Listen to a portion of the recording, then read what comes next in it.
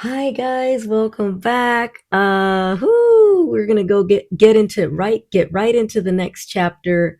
Um, I am reading right from the original first print copy of my book, Definition of Down: My Life with Ice-T and the Birth of Hip Hop. Again, if I mess up, I'm just gonna continue on, find my place, what have you. At points, I will stop and elaborate on some things. So, just to let you know, but I am glad to have you here. I'm excited. You might even hear my dog in the back barking. Let's just go. It is what it is. All right, guys, here it is. Chapter 9, Power. All right, let's do this. Okay. And it's a good long one, guys. It's been a quarter century since the Dope Jam tour, and it was a turning point for rap. When we started the tour, people were still mumbling about rap being a fad and that it wouldn't last. Yep, I remember that. When we first finished the tour, it was clear there was money to be made in this game. In some ways, it was the beginning of the end. Those days were the best because it was all so fresh and it had a real innocence to it. And also because it was so small, you know what I'm saying? The community. I mean, we got to know just about everybody out there from the East Coast at that time. So just gives you a good idea of how small it actually was, the community of rap in those days. So fresh, and it had a real innocence to it. But truly, it was a business. And Tracy got down to business. By traveling the country and hearing the response from fans, he realized he was getting through to people. Even more importantly, he realized he had power.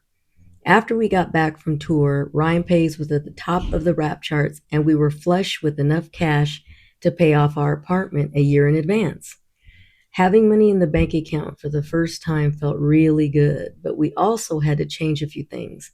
People were starting to recognize us wherever we'd go. And we got tons of love from people, but Tracy was mindful of the fact that you also become a mark for haters, people who want what you have. He'd always tell me, I don't want you to have to change, but just be aware of your surroundings. He knew I preferred swap meets to high end retail any day. But we were now having to be smart. Tracy understood and tolerated the haters. He had a way of either ignoring them or confronting them in a style where he could just shut it down. Mostly it was simply because he was smarter than everyone else and knew exactly how to outwit them. One night, for instance, I'll never forget this night. One night in Westwood, we were leaving a movie premiere, and a Latino guy in the crowd started heckling us. Even though this was the late 80s, it was still a hot issue that we were an interracial couple. This dude kept on after Tracy, saying, yelling through the crowd, You can't even get a sister? You have to come after our women? And Tracy just kept smiling, waving to the crowd of fans. And meanwhile, there I am, freaking out, nudging him, whispering in his ear, Do you hear what that guy's saying? Tracy. But without even changing the grin on his face, he said through his teeth, Yeah, I hear him. Yeah, I hear him. So what? He wants attention. And ignoring him is the best way to shut him down. Let's roll, babe. He never let things faze him like that. It turned me on that he handled it the way he did. He was teaching me so much, and one thing was to never let busters, yes, that's a word we used to use back then. And one thing was, where am I? Okay. One thing was he never let busters rile you up, he said. Now his friend, however, wasn't taking it so well and went and chased the guy. No lie on everything. I'm telling you, it's the God's honest truth. But his friend wasn't taking it so well, and he went and chased the guy down and gave him a beat down. He chased him all the way through the streets of UCLA with the guy yelling. You can seriously hear him through the streets. Help! Help me! Even the guy's friends stepped aside and let Tracy's pal have at him. Tracy just laughed at the whole thing. How this dude was a tough guy one minute and a total sucker the next, running like a coward. I was not only in love with him because he was so loving and caring, but he was such a badass. I'd listen to his interviews, and he was not only schooling the listeners, he was schooling me. He was so articulate and so approachable for his fans. There was nobody like him. You could never predict what he was going to say about anything. Just when you thought you'd have his rap down, he'd flip the script and say something totally unpredictable. He was a street intellectual, and some of the things he'd say just blew my mind. At this point, people were starting to see just what a rare person he truly was and how deep he was. Even the way he treated me publicly was very unique. He put me in front and center with everything he did. He talked about me in interviews, he called me his queen in his liner notes, and he started including me in his work more and more. I was not only being recognized as the cover girl for Rhyme Pays, but all the music magazines and urban magazines began to include photos of us every month. I started getting requests to do modeling gigs and to host talk shows. I was starring in Tracy's music videos, and day by day it became clear we were rap's first power couple. Most of the rappers, even today, keep their women behind the scenes, way behind the scenes. Tracy was proud of me and of us, and he wanted the world to know about it. While we were on the Dope Jam tour, he'd been writing lyrics on the bus, in hotels, on planes, whenever he could get a break, getting ready for his next album. His interviews were being noticed by people in Hollywood. He was tapped to write the theme song to a movie that would become a major game changer, Colors, a film that exposed LA's gang wars.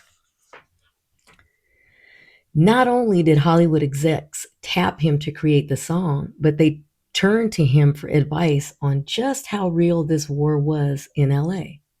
He'd been rapping about it for years by then, but it took the shooting death of an Asian woman in Westwood for people to start to wake up. The Colors theme song really defined that era, and here again, it took us to a whole other level. He wasn't someone just known in the rap game, but he'd made the transition to writing the theme song for a blockbuster movie. The fact that his music helped fuel this success showed just how mainstream rap was becoming. The video for Colors still holds up a quarter century later. As much as he respected the bangers out there doing what they gotta do to survive, he continued to caution kids to try to avoid that lifestyle altogether. The success of Colors helped prime the pump for power. People were excited to hear what he had to say next, and he didn't disappoint his fans. He was laid back about pretty much everything, but I remember when he told me about the photo shoot for Power. He said, "Now get ready. We're going to do this next album cover. Do what you got to do to get yourself where you want to be because this is going to be a big deal." So I went, tightened up my perm, and got a little extra sunshine on me. I didn't know what I was going to wear. I had worn a mismatched bikini on the first album. And it wasn't even bikini. I wore the bottoms, but the top was like a tank top that I had cut. I remember because I was like, well, why don't I have a top for those bottoms? It's pretty funny. So if you look back on Ryan Pays. I'd worn a mismatched bikini on the first album, and I thought this time, you know what? I'd bring a few extra risque options. I went down to Hollywood Boulevard and bought 5 bathing suits, one in each color. The day came when it was time to do the shoot, and our friend Glennie Friedman told us to meet him at a photo studio. Tracy told me to pack whatever I wanted, and I loaded up all the options I had. Along with the bathing suits, I brought some slinky little dresses. I didn't even know what he had planned until I saw the guns. He said, "We're all going to hold guns, and the only one you'll see from the front will be D's." And I'm thinking, cool. I'd gotten my first gun at 11 years old, and I thought it would be a powerful statement to see a woman holding a gun. He handed me a sawed-off shotgun, also known as a riot pump. I started unpacking the clothes I'd bought, and he grabbed the white one, the one white-piece bathing suit, right out of the suitcase. I remember walking out of the dressing room, and he said, Yup, that's the one. He also chose my red high heel pumps and matching earrings. Mind you, this is the late '80s, so it was very matchy matchy. I still have all those items too, by the way. It was very matchy matchy. He handpicked everything. It was Antoine. Remember back in that other chapter how we nicknamed him Antoine? It was Antoine in full effect. Not only did he have that interior decorator streak, but he was so into fashion, and that included my fashion. He wanted the shoes and the earrings to be very matchy matchy, and when I looked in the mirror, I had to admit, I looked pretty great. I had so much self confidence, and a lot of that was driven by his approval. Because he was so incredibly complimentary all the time, I did my own hair and makeup, believe it or not. And it was Glenn's style to shoot a staged photo with the woman. He was known for capturing skaters, punk rockers, and rappers in their element, but this was going to be different for him. Tracy was making a statement with this photo spread, and we were all along for the ride. When I strutted onto the set, Glenn blushed a little bit, and then it was on to business. He'd tell me to move my shoulders back, put my chin up, stand straight up, which wasn't easy because that sawed-off shotgun was freaking heavy. And I was wearing high heels also. Tracy was standing right behind Glenn, and he added his own instructions in. I can remember it like it was yesterday. I was a little nervous, but Tracy made me feel so good and even more secure. It was like that with him all the time, though. I never knew where the day was going to take us, and I just didn't care because he made me feel so safe. I spent about 2 hours posing in that suit, and he made me feel so safe. I spent about 2 hours posing in that suit, and then me and DJ Evil took turns. No lie, guys. This is for those that don't know this. Me and DJ Evil, that's the other fella on the cover of the Power album. We each took turns wearing our one gold bracelet, which was actually Tracy's, but since I didn't bring any more jewelry, Evil didn't bring any jewelry, so we took turns wearing the same bracelet. That's hilarious, right? You got to check that out. Um, anyway, we spent about 2 hours posing in that suit, and then me and DJ Evil took turns wearing the one bracelet, cheating in a way to make it look like we each had our own. I also wore the infamous gun pendant that Tracy had made in the village on our first trip to New York. Tracy and DJ Evil shared Tracy's same Rolex watch during the shoot, making it look like Evil had it going on as well. After I'd exhausted every pose in the white suit, we then shot the photo for the single, I'm Your Pusher. And for that, I put on a red bathing suit. Now, that photo is also pretty scandalous because it shows a real close up of my curves from the side view with a big close up of Tracy's smirking face in that photo. You can see a ring Tracy had given me as a commitment to our relationship. He felt that putting me front and center with that ring on his album covers said everything about how he felt about me. I look back and think there really was no one like him. Even till this day, I realize there is no one like Tracy Merrill. When I look at the Power album cover today, I also realize there's really no one out there like me. I mean, for its time, it was so racy, to say the least. But I look at that cover photo and I'm so proud of it because it does say power. Just the photo alone. I mean, it may have something to do with that kind of mad dog look on my face, a little mean mugging, but that was real. That's a real part of who I am and where I'm from. It wasn't until a few days after the shoot when I realized just how explosive the album cover could get. We went to Warner Brothers to look at the proofs, and everyone at the label was so excited about it. They really trusted Tracy, and they had his back. I saw the photos and thought, oh shit, we did it now. I knew it was going to get some attention, and I immediately thought of my family. I'd already done Ryan Pays, but I also wasn't holding a gun. And I wasn't exposing as much of my backside. I decided then and there that the moment I had a copy of the record in my hand, the album cover, in my hand, that I was going to have to pay a visit to my grandma's house. Let me take you on a little trip down memory lane to this thing called a record store. Can't believe I'm saying this now. It's so much time. It was so long ago. It was a place filled with vinyl, and people hung out there night and day to get hot new releases of music. They line up at midnight for new releases, and it was a way of life for a lot of people. Warner Brothers booked us on a whirlwind tour to promote the record, so we made stops in record stores, radio stations throughout the country and internationally. Fans were lining up to get our autographs, and the record was literally sailing off the shelves. Power was a hit. Nowadays, everyone seems so overexposed and nothing's shocking, really. But that record in 1988 was a huge deal. It was embraced by the rap community immediately. They loved his hardcore sound and the iconic imagery. I had become the Farrah Fawcett cover girl for the hip hop world. I felt like everyone had that poster in the rooms and that album on their turntable. Tracy didn't suffer any sophomore slump. He was 2 for 2. The radio host always high-fived me, giving me my props. Even Glenn, that's the photographer, was blown away by the success. And in his book, Fuck You Heroes, that's the title of one of his books, he says that he had no idea how huge that picture would become.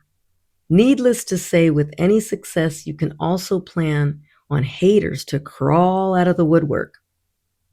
It took a while for the controversy to start. Initially, the response to the record was overwhelmingly positive.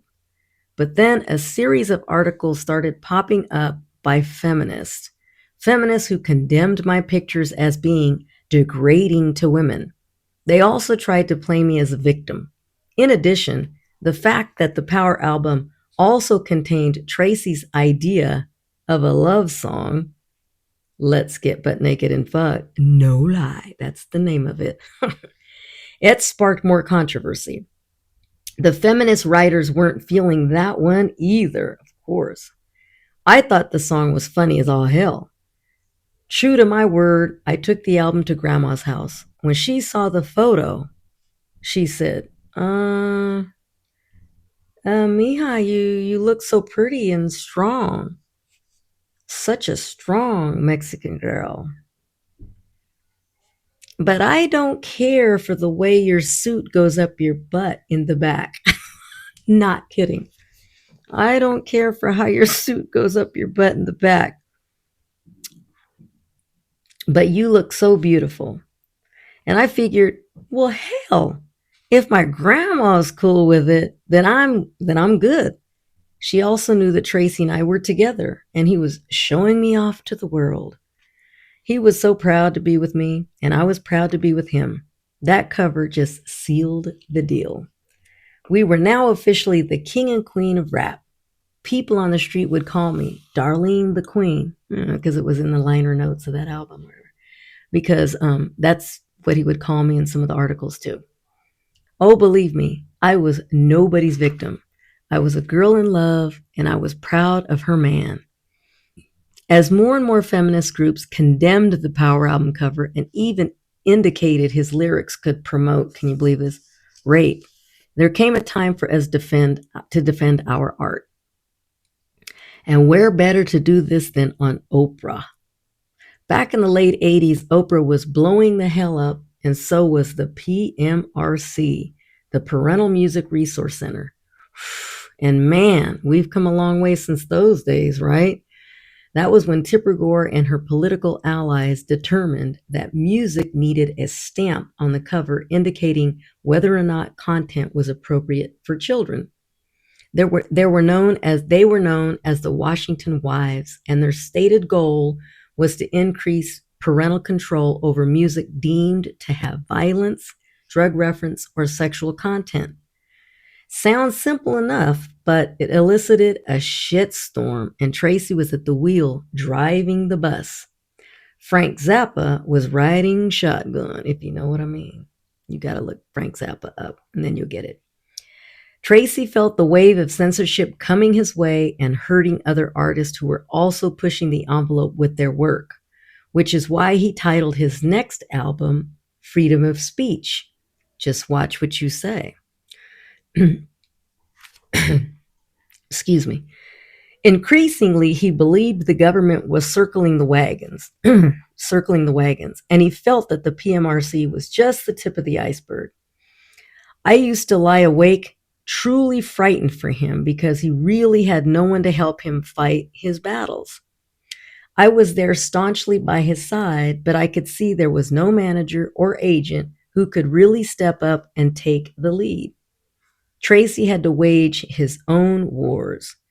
To the public, he always put on a brave face, but in private, I could see the fight taking its toll. His record label still backed him up, but no one could predict just how fierce this fight would get. The day before we were scheduled to be on Oprah, we were flown to Chicago and put up at a swanky 4-star hotel. I could see the view of Lake Michigan and the famed Chicago Loop. Tracy was going to be a featured guest sitting right next to Tipper Gore, the then wife of future Vice President Al Gore. Tracy was excited about being on Oprah's show, and we got up early to make sure we were the first ones on the set. Oprah also arrived early, and she came out with I was so shocked. I will remember this for, oh my gosh, this was too much. I couldn't even believe that was happening. Oprah also arrived early, and to make sure that we were there the first ones. Oprah arrived early as well, and she came out, believe this, with no shoes on and just kicked it with us, just the three of us. Kicked it with us on the set. Of course, some producers and stuff like that were out there. She was so sweet, and she told us how everything was going to go down. When the show taped, I was in the audience, and I can hear snickering coming from the women in a row in front of me. Turns out, Tipper had stacked the deck with PMRC members strewn throughout the entire live audience. Tracy could see things getting heated between me and some of the women in the crowd. And he pointed to me and introduced me as his wife and suggested they ask me directly if I take this stuff seriously. Oprah worked her way over to me, and there is a classic clip that you can still look up. It's all over YouTube, I think, of me defending the word bitch and his right to inject humor and satire in his lyrics. I wasn't expecting to be interviewed, but I shot right up and said, when he calls a bitch, you don't see me turn around. I was so young, I didn't even know what to say. I could see him, though, beaming with pride, his dimples and smile lighting all the way up. We always had each other's back, even on the glaring national spotlight of Oprah. The articles written about us during this time really say it all. If there's one thing we really needed, it was a vacation. We'd been working since day one. My bad. Hold on. Back this up. Okay. We'd been working since the day we met, and Tracy had Ola on his mind. The last time he was... Okay, wait.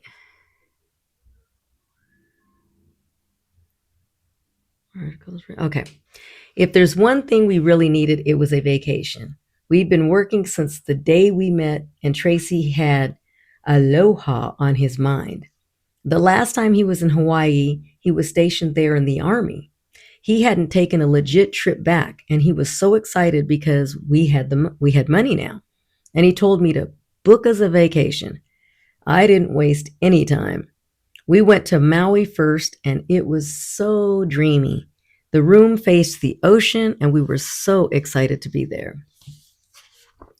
We did all the tourist things. We went to a luau, we got a convertible car, and drove all over the island. At one romantic dinner, we ran into Herbie Hancock, can you imagine that? The artist and producer. Tracy was in awe because Herbie lived on the island and had a studio there. It was a lover's paradise, and we soaked up every minute. Next stop was Oahu, where he'd been stationed as a young Army grunt back in the day. He couldn't wait to show me his old base. Even though he was living an honest life by then, he still felt sketchy about going too near or exactly on the base, like he had done something wrong and might get caught. He took me to the North Shore and showed me the hardcore surfers out there. And then it started to rain on us as we were driving around in a convertible, and he didn't even care. He never cared about things like that, and I always appreciated it. He was so darn chill.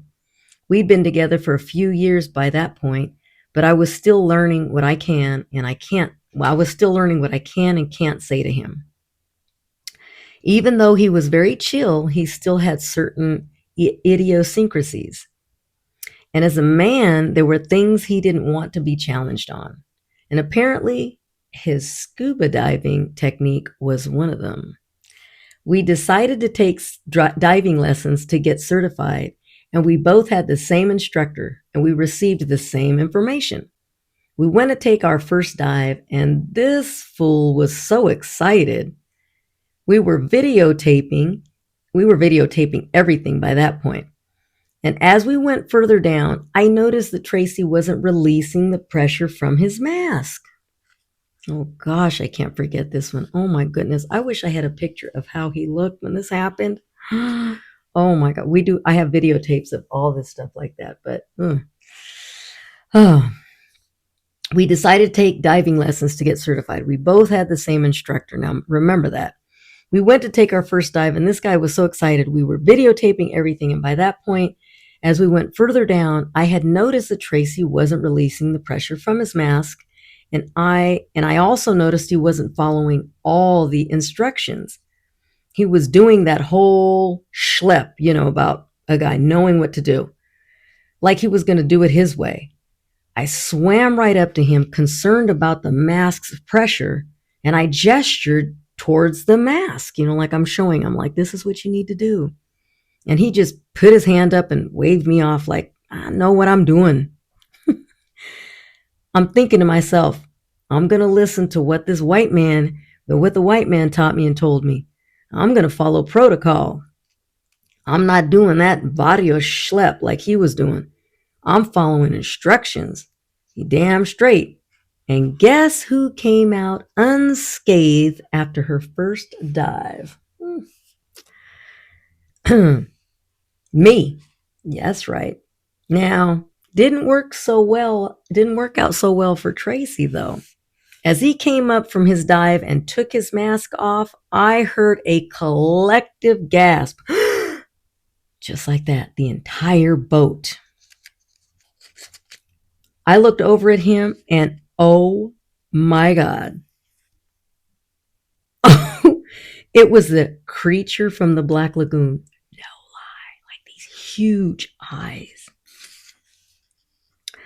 His eyes looked like they were literally popping out of their sockets, and it was the scariest looking thing. He looked like a black Marty Feldman. You gotta look that guy up. The instructor even yelled out, "Damn it! You didn't release the pressure." I was just sitting there, biting my tongue, thinking to myself, Tracy was trying to shrug it off, but then thinking to myself, he then caught a glimpse of himself in the mirror. Oh shit, he said. He couldn't play this one off at all. The instructor wouldn't let him dive anymore after that. He had to sit out. I forget the name of the, like what that's called when it causes that, like the pressure, and it just like literally pushed his eyes out. Oh my gosh, they looked like they were out of the sockets. Anyway, the instructor wouldn't let him dive any longer. He had to sit out the next two dives. Meanwhile, I get certified.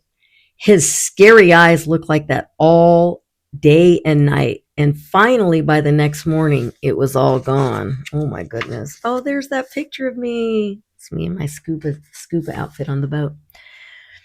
Thank God, though, that all went away.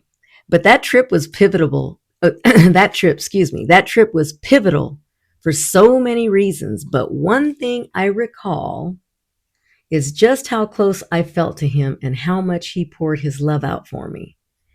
It was moments like that that gave me the courage to talk to him about marriage and our future. Holy matrimony was not his favorite subject, and it took courage to even bring that up to him. It was always on my mind. He started shooting me the same old bullshit though. Every time he did, he'd always have a new angle on it. It always got deeper and deeper. I was so young that it was easy to get me all twisted up. And here's what he said in Hawaii. Now, Darlene, if it's a ring you want and that'll make you feel safer and more secure, then I'll get you a bunch of rings. But I don't believe in marriage. It's too traditional for us.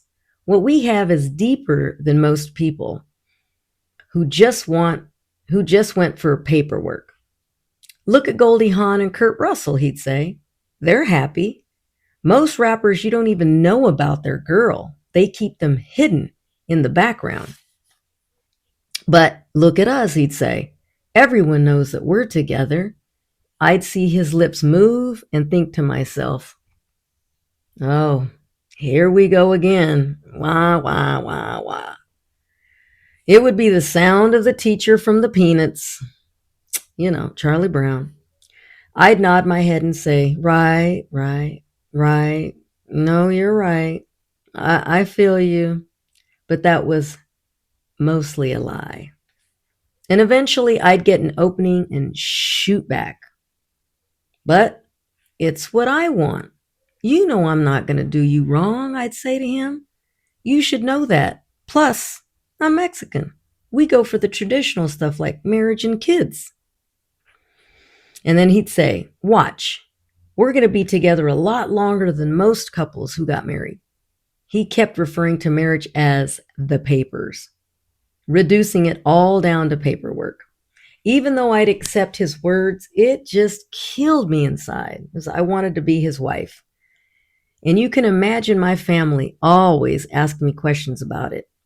In all his interviews, he'd referred to me as his wife, which was always so strange, even sending me love letters addressed to Darlene Marrow.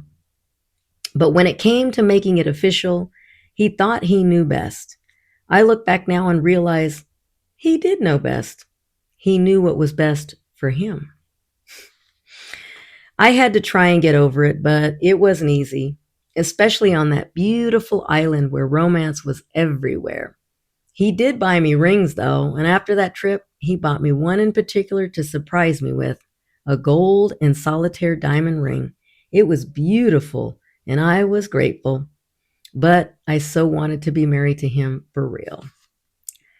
Despite the lack of paperwork, there was no doubt we were rap's reigning power couple, and as we achieved more fame and infamy, his signature soundtrack style was being heard in films.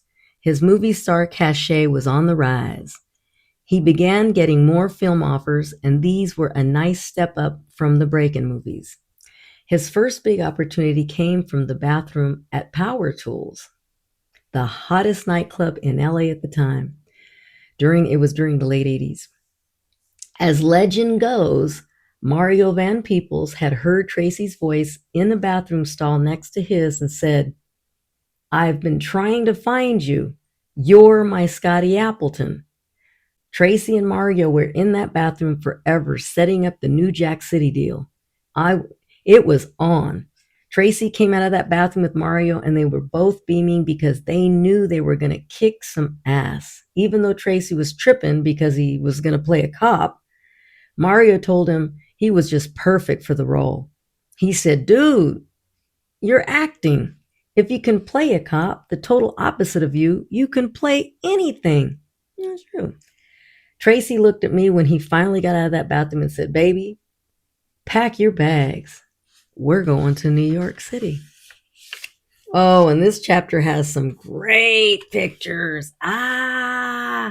Oh, I can't wait to. Oh, I can't wait to put that one on there. Oh, there's two huge pages of it, and there's pictures from the tour. So this kind of like delves into chapter 7 and 8. Oh my God, there's 4 pages of great pictures. Nice. So here we go, guys. That one's gonna have all kinds of photos and the picture of me in my scuba gear on the boat. Anyway, that was great. Oh, that was power. Oh, the next chapter 10 coming up. Woo! All right, let me get down to this. I want to go ahead and edit this and add those pictures for you right quick. That was, wow, that was something else. Woo! Bringing back memories, man. All right, I better take some good old high def pictures of these so I can attach them to this for you guys. Again, thank you so much. Really appreciate it. I'm going to get through this book, and then, and actually, even before I get through finishing it, I'm going to start doing other story times. Instead of writing a second book, I'm just going to do all the stories and story times here. Why not? I think this is going to be great. Thank you guys so much for your support, and I hope you enjoyed that chapter 10 coming up. Woo, let's go. All right, guys, peace until the next one.